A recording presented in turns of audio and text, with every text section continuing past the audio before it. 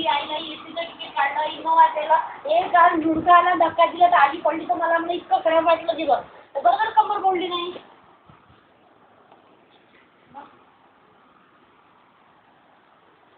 नाही तर काय आताही दिलंय मग आता नाही दिलं गॅस सिलेंडर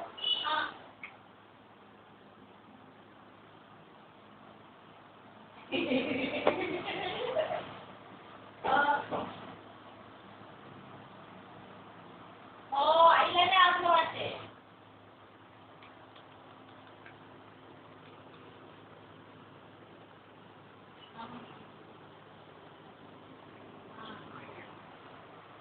नाही मी काय म्हटलं आता ते मी सर्व दिलं गॅस दिलं सिलेंडर वगैरे काही दिलेलं नाही सबमिट नाही केलं आहे. मी तिथं माझी इन्व्हर्टरची बॅटरी काय मी डिसेंबरमध्ये डोळ्याचं ऑपरेशन करून घे आपल्या तुम्ही आता तिथे गेलीच आहे का मी इथं ग्राउंड फ्लोअरला घर पाहते तर इथं बोलवून घेते दोघांना घेऊन येते मी आपल्या कारणी किंवा एसी फर्स्ट क्लासची घेऊन येते त्यांना.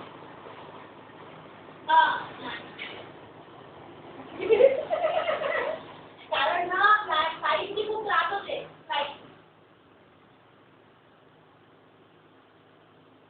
मग नाही तर काय हो हो नाही तर काय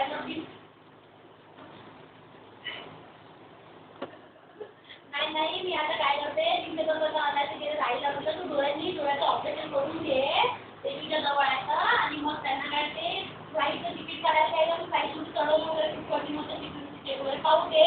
मग कारण मला तिथून एकदा बाबा बसून जर फ्लाईटने तर मी इथून जाऊन घेऊन येईन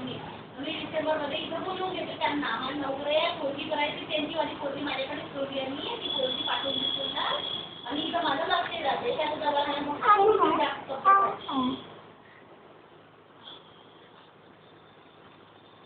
नाही तर काय काही बस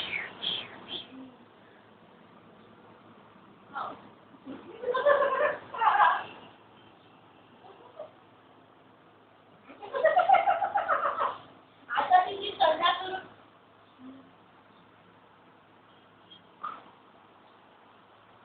काहीच नव्हतं माझ्या इथं इथे नागपूरला इतकी व्यवस्थित त्यांची बाई स्वयंपाक करायची करून करून माझ्याकडनं डबा द्यायला इतकं काय होतं सगळं फालतूच पाठवलं.